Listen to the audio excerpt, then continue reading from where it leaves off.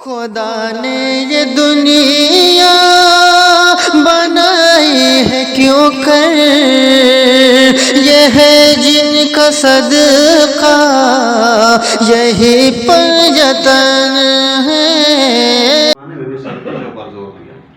آج ہمارے پاس صدقہ ہمارا الگ ہے، امام کا الگ ہے، زکوٰۃ الگ ہے، خمس الگ ہے، نہ جانے کتنے فنڈ ہمارے پاس موجود ہیں، مگر ہم نے شیعت کو کتنا مضبوط کیا یہ غور کرنے کی بات ہے۔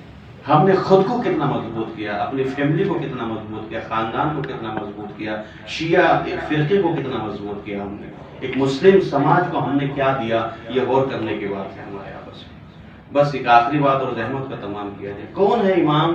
امام محمد ہے، باقر لقب ہے۔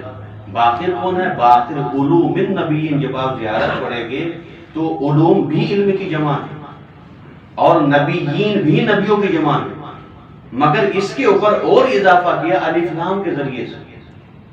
الف لام کے ذریعے سے آپ دیکھیں ساری کائنات کو جھکایا جناب آدم کے سامنے، جھکایا نہیں جھکایا۔ فرشتے سارے کے سارے کس کے سامنے جھکے؟ سردار بھی جھکے، فرشتے بھی جھکے، سب جھکے کس کے سامنے؟ جناب آدم کے سامنے۔ اس کے یہ جناب آدم کے سامنے سب کو جھکایا۔ اب ہم غور کر سکتے اس مقام کے اوپر، محسوس کر سکتے ہیں یہ صرف جناب آدم کے علم کا وارث نہیں ہے، یہ جناب نوح کے علم کا وارث بھی ہے، یہ جناب ابراہیم کے علم کا وارث بھی ہے، جناب موسیٰ و عیسیٰ کے علم کا وارث بھی ہے، حضور پاک صلی اللہ علیہ وسلم کے علم کا وارث ہے، علی مرتضیٰ کے علم کا وارث ہے، حسن مجتبیٰ کے علم کا وارث ہے، حسین سید الشہداء کے علم کا وارث ہے، علی زین العابدین کے علم کا وارث ہے۔ یعنی آدم صرف ایک علم کے وارث ہیں تو فرشتوں کو جھکا دیا گیا۔ پھر جو علوم نبیین، تمام نبیوں کے علوم و کمالات کا مالک ہو، اس کی قوت، اس کی طاقت، اس کی عظمت، اس کی عزت کتنی بلند و بالا ہوگی۔ وہ ایک نبی کے علم کا مالک نہیں ہے، وہ ایک نبی کے علم کو کھولنے والا نہیں ہے۔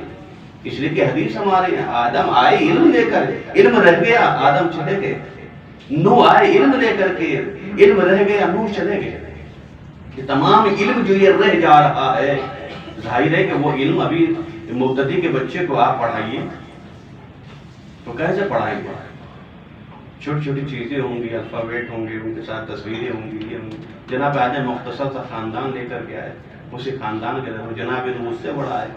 آتے آتے اب یہ عالمین نے جو اسلام پھیلا ہوا ہے، اس کی ذمہ داری امام کے اوپر ہے۔ امام نے اس برے حالات کو اطاعت خدا کا لبادہ پہنا کر ایک ہموار زمین میں تبدیل کیا۔ ہموار۔ اور ایک اور آپ کی خدمت میں عرض کروں، ایک شے اور تھی آپ کے یہاں، عزلات۔ لوگوں کے اوپر پابندی لگائی جا سکتی تھی، مگر اس زمانے میں بھی امام علیہ السلام کی جو مجلس ہوتی تھی، مجلس پہ پابندی نہیں تھی۔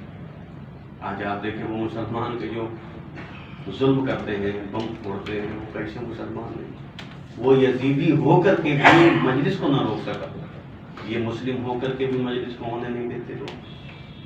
آپ اپنے گھر میں بھی مجلس کرتے تھے، اپنے اصحاب کو بھی حکم دیتے تھے، اور اس راستے سے بھی علم اہل بیت علیہ السلام، علم دین آپ کو چاہتے ہیں۔ لہٰذا کبھی مجلس کو حل کرنا سمجھے، محفل کو حل کرنا سمجھے، یہ علوم آل محمد کے دروازے ہیں جو ہمارے لیے کھلے ہوئے ہیں۔ ہم تہہ دل سے ان کا استقبال کریں گے تو خدا دنیا بھی آباد رکھے گا، آخرت بھی آباد رکھے گا۔ اللہ کا بات۔ خدا نے یہ دنیا بنائی ہے کیوں کر، یہ ہے جن کا صدقہ یہی پنجتن ہے۔